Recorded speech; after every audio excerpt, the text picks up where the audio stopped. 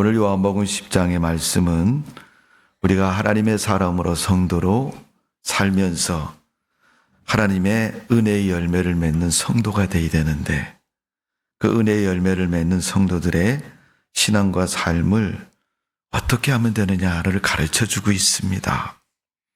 열매라는 것은 나무에 달리고 식물에 달리고 하나님이 세상을 만드신 모든 것에 결과적으로 주어지는 모습입니다. 그럼 사람에게도 열매가 있느냐?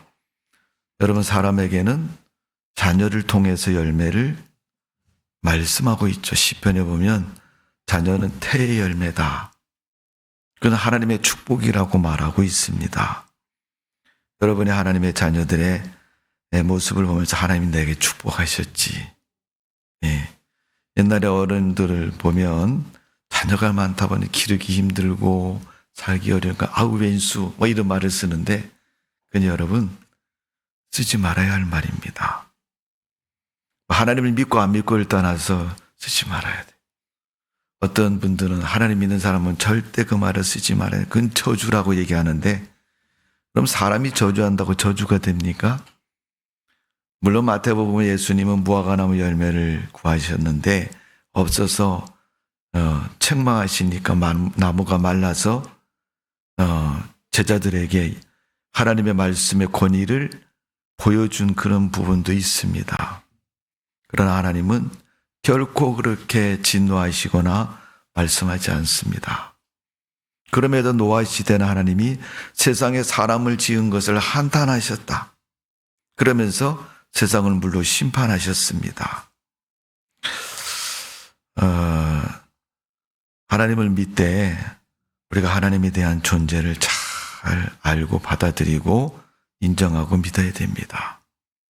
하나님은 구원의 하나님, 사랑의 하나님, 이 천지 만물을 축복하시는 하나님. 그 축복의 키는 뭐예요? 안식일에 달려있는 거예요. 주일날 예배 빠지고 여러분 세상 일 아무리 해도 여러분 결과는 아무것도 없어요. 빈손이 됩니다. 물론 우리가 인생을 살다가 하나님 앞에 갈 때는 빈손으로 가지만, 여러분 미리 빈손이 되면 어떻게 해요? 먹을 것이 없고 배고프고 춥고. 사람은 두 가지의 큰 자극을 받는데, 첫 번째는 배고파서 먹을 것이 없으면 이 돈 벌어야 되겠다, 먹을 걸 구해야 되겠다, 이렇게 자극을 받고, 추위 때 피할 곳이 없고 여러분 추위 속에 맞서야 된다 그러면 여러분 그 추위를 견디다가 이기지 못해서 추워, 옷 입어야 되겠다, 내가 잠자고 거처야 할 집이 있어야 되겠다, 이렇게 인정하고 말합니다. 그것처럼 하나님이 세상을 만드시고 그 사람들에게도 태의 열매를 축복하셔서 복이 있는 삶이 되도록 은혜를 베풀어 주신 줄로 믿습니다. 자, 열매는 수확 결과를 얻게 되지만 그것은 중간에 노력과 수고가 따르는 것입니다. 신앙생활의 믿음의 열매도 마찬가지입니다. 믿음을 잘 지킬 때 천국의 것이 내 것이 되는 것이지, 천국의 것이 여러분 있다고 해서 다 내 것이 되는 거 아닙니다. 안 믿는 사람 천국 갈 수 없습니다. 회개하지 않은 사람 천국 갈 수 없습니다. 하나님 믿지 않는 사람 하나님 나라의 백성 될 수가 없습니다. 오늘 하나님이 주신 그 천국의 열매가 성도들의 삶이 되시고 또 여러분의 미래에 복된 하나님 나라가 되시기를 주님의 이름으로 축원합니다. 세상 사는 동안에 성도가 맺어야 할 신앙과 삶의 열매들을 성경은 가르쳐 줍니다. 몇 가지를 우리가 정리를 하면, 에베소서 5장 2절은 성도들은 빛의 열매를 맺어야 된다. 빌립보서 1장 11절의 말씀을 보면 의의 열매를 맺어야 된다. 히브리서 2장 11절은 평강의 열매를 맺어야 된다. 야고보서 1장 17절은 선한 열매, 또 누가복음 6장 43절은 좋은 열매, 구약 성경 아모스 6장 12절은 정의의 열매, 야고보서 3장 18절은 의의 열매, 그리고 마태복음 3장 8절은 회개의 열매. 요한복음 4장 36절은 영생의 열매를 맺어야 된다. 그렇게 가르쳐주고 있습니다. 이 모든 열매는, 그 많은 열매는 우리의 노력으로 맺는 게 아니고 주님이 우리를 통해서 맺게 하는 그런 열매인 것입니다. 오늘 본문에도 그 비결을 명확히 말씀하고 있습니다.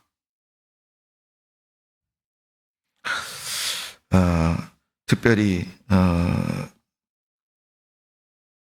1절의 말씀을 보면, 2절의 말씀을 보면 무릇 내게 붙어있어 열매를 맺지 아니한 가지는 아버지께서 그것을 제하여 버리시고 무릇 열매를 맺는 가지는 더 열매를 맺게 하려 하여 그것을 깨끗하게 하시느니라. 이미 열매를 맺어도 더 열매를 맺게 해서 깨끗하게 하신다는. 그러니까 여러분, 성도들의 신앙은 한 번에 완전하나 또 좋은 그런 상태가 되는 게 아닙니다. 시간을 겪으면서, 말씀을 들으면서, 믿음이 성숙하면서 점점 좋은 열매를 맺는 그런 성도가 되어지는 것입니다. 오늘 여러분, 우리가 주 안에서 믿음의 열매를 잘 맺어서 하나님 앞에 복된 삶을 사는 성도가 되시기를 주님의 이름으로 축원합니다. 그것을 오늘 15장 포도나무의 비유를 통해서 예수님께서 말씀하고 있습니다. 자, 그럼 이런 많은 열매를 맺는 성도의 삶이 되어야 되는데, 그 삶 속에서 진정으로 우리가 맺어야 할 그런 열매를 맺는 비결은 4절 5절의 말씀 우리 다 같이 한번 읽어볼까요? 4절 5절 오늘 본문에 시작. 내 안에 거하라 나도 너희 안에 거하리라. 가지가 포도나무에 붙어 있지 아니하면 스스로 열매를 맺을 수 없는 같이 너희도 내 안에 있지 아니하면 그러하리라. 나는 포도나무에 너희는 가지라. 그가 내 안에 내가 그 안에 거하면 사람이 열매를 많이 맺나니 나를 떠나서 너희가 아무것도 할 수 없음이라. 아멘. 가지가 나무에 붙어 있어야 된다. 또 떠나서는 아무것도 못한다. 어려운 말입니까, 여러분? 안 어렵죠, 그죠? 네. 당연히 여러분, 나무가지가 나무 붙어 있는 거는 그래야 여러분 나무 가지가 살 수 있는 거고 거기에 열매가 맺힐 수 있는 겁니다. 근데 우리는 이렇게 쉽고 많이 보았던 그 장면을 어렵다고 생각해. 뭐가 어렵습니까? 목사님 주일 교회 가는 거 너무 어려워요. 기도하는 거 너무 어려워요. 헌금하는 거 주머니 돈이 없는데 너무 어려워요. 예배 시간에 1시간 앉아 있는 거 너무 어려워요. 11시에 끝나야 되는데 11시, 10시 55분 되면 계속 시계를 바라 목사님 설교 언제 끝나나? 예배 언제 끝나나? 무엇 때문에 여러분 우리의 신앙은 그렇습니까? 주님께 붙어있지 않기 때문에 그렇습니다. 눈으로 보는 것은 주일날 교회 와서 앉아 있으니까 하나님 믿는 것처럼 보이지만 예수님이 오늘 말씀하는 것은 나무로부터 그 가지에 공급되는 수분과 영양과 생명의 문제를 말씀하고 있는 거예요.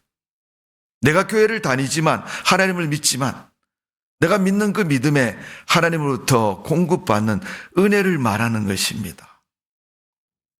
하나님이 주신 은혜가 우리 속에 있어야 될 줄로 믿습니다. 있는 사람은 붙어 있는 사람이 있는 거지 그냥 종교적으로 교회 다닌다고 있는 게 아니에요. 그러다가 우리 사람들의 방법과 이론을 가지고 말하면 그러잖아요, 여러분.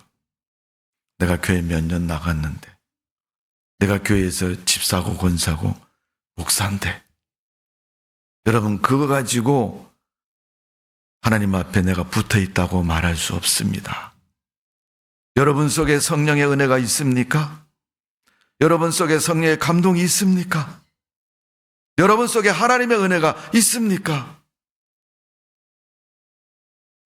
사람의 눈으로 보는, 사람의 눈으로 보는 것만 있었어요.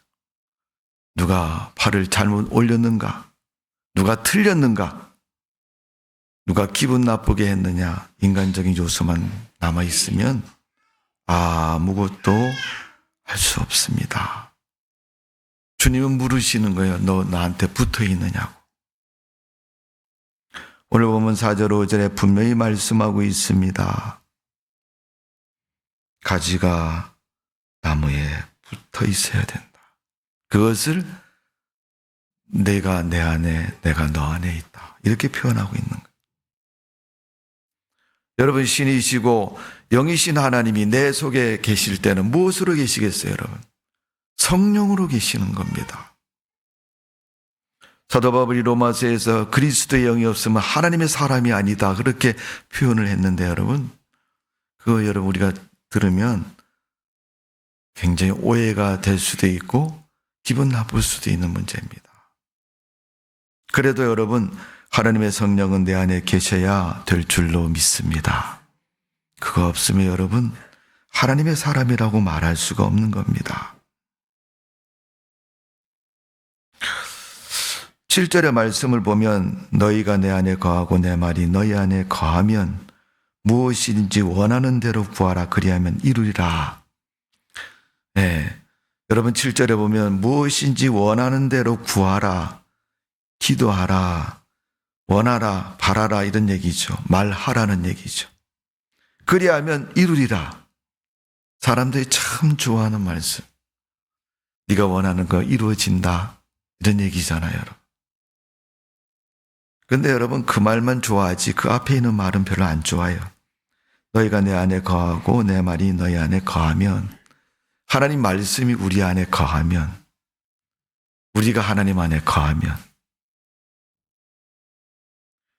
그건 여러분 의무사항인데 결국 이루어지는 전제적인 조건처럼 우리가 지켜야 할 일인데, 그거는 여러분 내가 할 수 있으면 하고 할 수 없으면 안 하고, 오늘날 여러분 우리 신앙이 그릇되는 첫 번째 요소가 그거라는 거예요. 아주 하나님을 떠나는 것도 아니고 부인하는 것도 아니에요. 어느덧 교회 다니는 믿음의 세월도 있고 신앙의 이력도 있기 때문에 하나님을 믿습니다. 그런데 아주 쉽게 말하죠. 형편이 그래서, 때가 그래서, 시간이 그래서, 내가 지금 살아가는 삶의 모습이 그래서. 여러분, 너희가 내 안에 거하고 내 말이 너희 안에 거한다는 말은 절대적인 관계입니다, 여러분.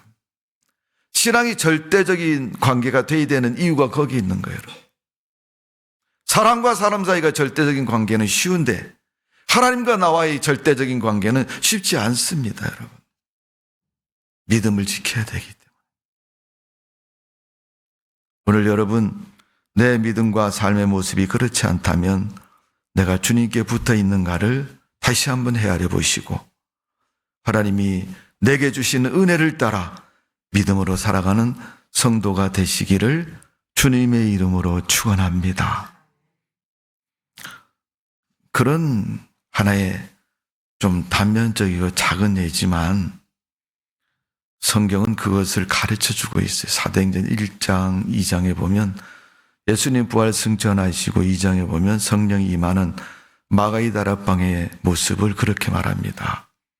성령의 말하게 하심을 따라 새 방언을 말하고, 그렇게 기록하고 있습니다. 하나님이 말하는 것, 그것을 표현을 그렇게 하고 있습니다. 그래서 방언을 한다. 제가 개척교회에서 목회를 하다가 보니 어떤 젊은 청년이 교회 와서 몇 주 동안 다니면서 자기가 교회 와서 들으니까 난생 태어나서 처음 듣는 소리 듣는데, 근데 그 소리가 뭔 소리인지는 몰라. 방언이니까 여러분 통역을 하지 않으면 모르잖아요. 가만히 듣다가 보니까 야, 저게 뭔 소리지? 사모님 기도하시는데 보니까 개인 기도하는데 방언해요. 목사님 개인 기도하는데 방언해요. 이 친구가 그 소리를 가만히 듣다가 자기는 못 알아듣고 처음 듣는 소리니까 하나님을 안 믿었으니까 처음 듣는 소리예요. 예. 그래갖고 이 친구가 머리는 있으니까 여러분, 예. 그것을 이제 쓴 거예요. 노트에다가 그 소리가 자기 귀에 들리는 대로 쓴 겁니다. 그래가지고 자기 방언한다 그랬대. 또 어떻게 방언하냐 그랬더니 하나님을 믿지 않는. 그러면서 이제 자기가 쓴 걸 가지고 읽는 거예요. 사모님이 기도할 때 방언 기도하는 소리를 듣고, 예, 그걸 적어가지고 읽으면서 자기 방언한다. 그럼 세상적인 지식으로 볼 때는 어떻게 보면 너 잘했다고 맞다고 이렇게 얘기할 수 있지만은 여러분 성령의 말하게 하심을 따라서 말하는 건 여러분 그렇게 해서 되는 게 아니잖아요. 신앙이 배워서 되면 여러분 얼마나 좋겠어요. 예. 그러면 초등학교부터 대학을 공부하고 나서 공부를 마쳤다라고 말하는 것처럼 대학원을 졸업하고 나서 박사학위증을 주고 너 공부 잘해서 박사야 이렇게 인정하는 것처럼 되면 되지만 믿음의 생활은 그렇지 않잖아요, 여러분. 나이에 따라서 시간에 따라서 또 때에 따라서 늘 우리의 신앙에 여러분 그 최고점은 다르지 않습니까? 오늘 주님으로부터 어느 때이든 항상 공급받는 그 믿음의 은혜가 우리에게 있어야 될 줄로 믿습니다. 주일날 여러분 왜 교회를 와야 됩니까? 하나님의 예배를 바로 드려야 되는 것이고 하나님 명령이기 때문에 오는 것이고 또 그 명령을 지키고 순종한 사람에게 하나님이 성령을 뭐라고 그랬어요? 마태복음 보면 선물로 주시지 않겠느냐 이렇게 얘기했어요. 하나님이 주시는 성령을 내가 받아서 그 성령에게 말하게 하심을 따라 믿음의 증표도 삼고 새방언도 말하고 하나님의 역사도 내게 이루어지는 것을 말할 수 있는 것입니다. 원래 예수님께서는 열매 맺는 비결에서 너희가 첫 번째 가지가 나무에 붙어 있는 것처럼 믿음의 세계에서 하나님과 연결되어 있기를 바라고 있는 것입니다. 여러분 굵은 밧줄은 한 번에 끊어지지 않지만 계속 칼질을 하고 가위질을 하면 한 오락이 끊어져 결국은 나중에 끊어져서 떨어지는 것입니다. 눈으로 볼 때는 튼튼하고 별 걱정 없어 보이는 것 같은데 이미 그 내부에서부터 문제가 생기기 전에 조금씩 눈으로 보이는 가시적인 상태가 됐을 때 이미 늦은 때이고 그 전에도 이미 진행되고 있다는 것을 볼 수 있습니다. 찬송가에도 있지 않습니까, 여러분? 우리들의 싸울 것은 혈기 아니요. 우리들의 싸울 것은 육체 아니요. 그 가사에 있는 것처럼 원수 마귀에 매일 싸우는 내 속에 영적인 싸움이 있는 거예요. 바울이 로마서 8장에 그래서 한탄의 소리를 나는 공고한 사람이다. 그 싸움을 하다 보니 너무 힘들고 어렵다는 거죠. 고통스럽다는 것입니다. 눈에 보이지도 않는다는 것입니다. 그래도 내 마음속에는 계속 남북전쟁, 동서간의 전쟁이 있는 것처럼 전쟁이 일어나고 있다. 믿음과 불신의 전쟁이 계속 일어나고 있는 것입니다. 그 전쟁에서 승리케 하는 것은 하나님의 도우심이요 하나님의 축복인 것입니다. 오늘 여러분 이런 영적인 싸움에서 반드시 이기고 승리하는 성도가 되시기를 주님의 이름으로 축원합니다. 오늘 교회 와서도 여러분 느끼셨을 거예요. 오는 과정에서도 느끼셨을 거고 지난 한 주간 동안 살아가는 동안에도 수없이 느끼셨을 겁니다. 해야 될 것과 하지 말아야 될 것의 갈등. 우리 특히 크리스찬들은 믿음의 갈등을 가지고 있습니다. 나는 하고 싶은데 유익될 것 같은데 하나님 말씀이 떠올라서 생각이 나서 알게 되어서 저거 하지 말아야 되는데 딱 한 번만 눈 감고 할까? 이런 갈등 속에 우리는 살아가고 있습니다. 그때 붙어 있으라는 얘기.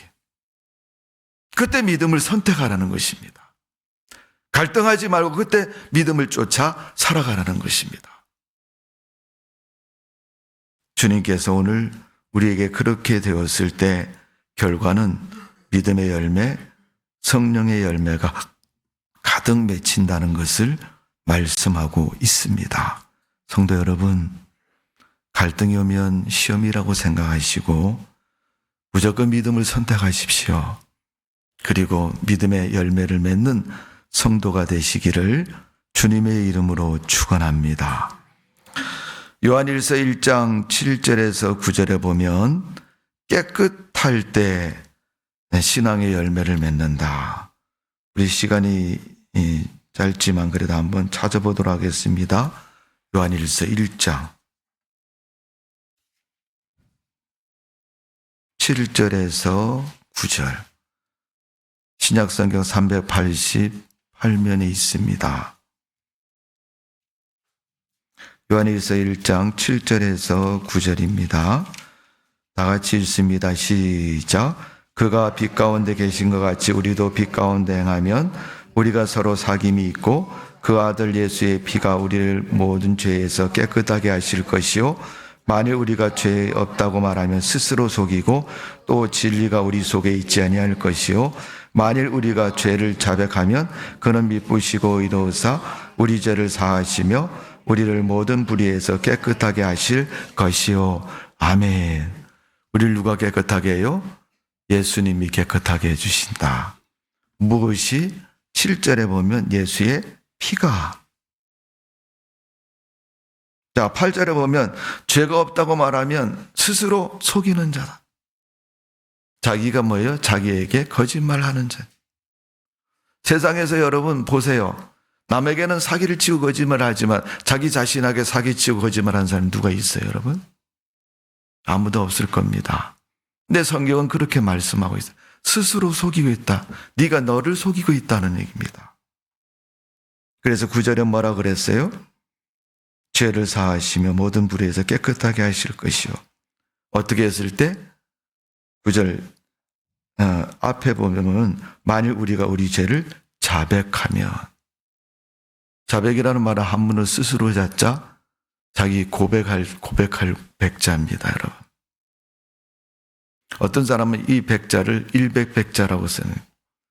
그 100번이나 해야 되느냐? 그렇게 말하는 사람도 있습니다. 그러나 안 됐으면 또 하고 또 하고 또 하라는 얘기죠. 어쨌든 여러분, 우리가 내가 내 죄를 자백하면 하나님은 용서해 주신다는 겁니다. 그래서 깨끗해야 열매가 맺을 수 있다. 오늘 여러분, 우리가 하나님 앞에서 깨끗하고 정직하고 바르고 선한 믿음의 사람 되어서 하나님께 믿음의 열매를 맺고 영광 돌리는 성도가 되시기를 주님의 이름으로 축원합니다. 제가 주보에 3가지를 다 기록해 놓았습니다. 여러분 잘 읽어보시고 그 믿음 속에 승리하는 여러분 되시기를 주님의 이름으로 축원합니다. 히브리서 12장 29절에 보면 하나님은 우리의 죄를 소멸하시는 소멸의 불이심이라고 말씀하고 있습니다. 불에 안 타는 것이 뭐 있습니까? 쇠도 녹이잖아요, 여러분. 베드로전서 1장 22절의 말씀을 보면 너희가 진리를 순종함으로 너희 영혼을 깨끗하게 한다라고 말씀하고 있습니다. 하나님 말씀에 순종해 우리 영혼이 깨끗해진다고 말씀하는 것처럼 하나님의 은혜 속에 승리하는 믿음의 삶 되시기를 주님의 이름으로 축원합니다.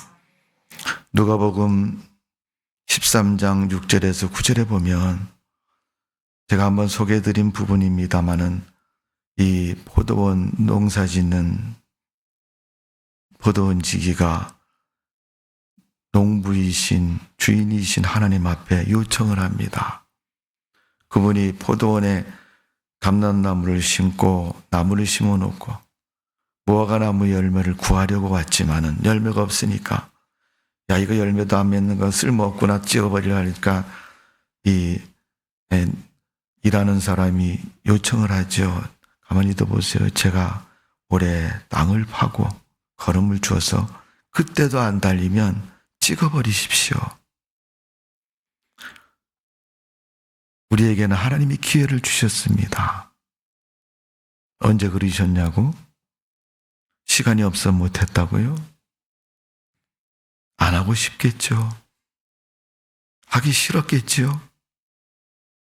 못한다고 묵인해버렸겠죠. 부끄러워서 내놓지 못하고 있었겠죠. 어떤 기타 등등 세상을 살아가다 보면 삶의 형편 속에서 내가 하나님 앞에서 서야 할 그 위치와 타임을 놓치고 살아갈 때가 많이 있습니다. 그러나 이 좋은 계절, 열매의 계절 가을에 하나님 말씀하고 있습니다. 그래, 올해 못한 거 내년에 한번 해봐라. 다음에 한번 해봐라. 또 하나님이 기회를 주시면 그때 한번 해봐라. 라고 말씀하고 있는 것입니다.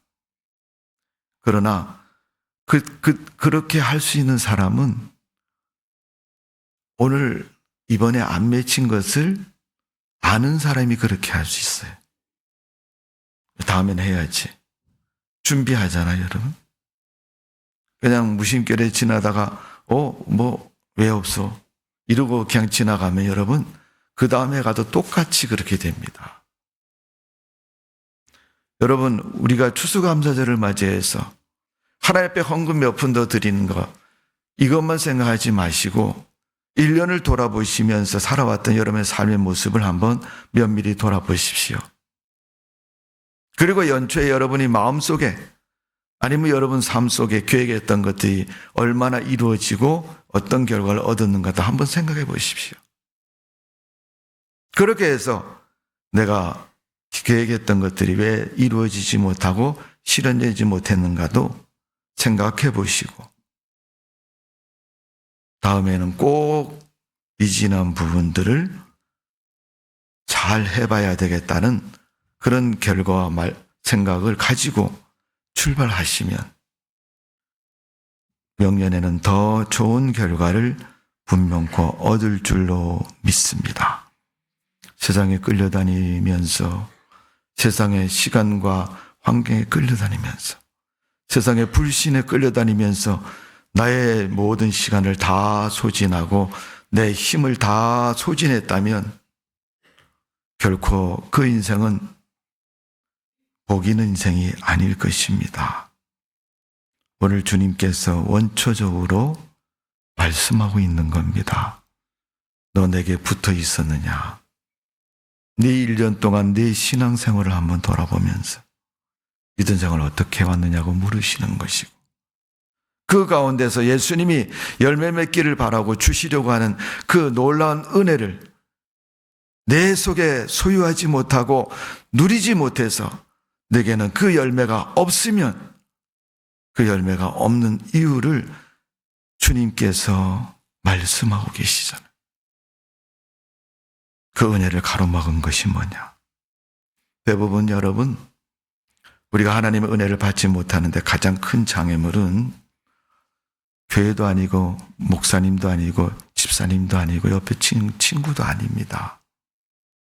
물론 표면적으로 볼 때는 그렇게 보이지만 그것을 근본적으로 다 방해하는 요소는 마귀 원수입니다. 예수님께서 어느 날 비유 중에 그런 말씀하셨잖아요. 어떤 농부가 밭에 씨앗을 뿌렸는데 씨앗이 며칠 지나고 나서 싹이 나서 이렇게 땅속에서 새싹이 싹 올라옵니다.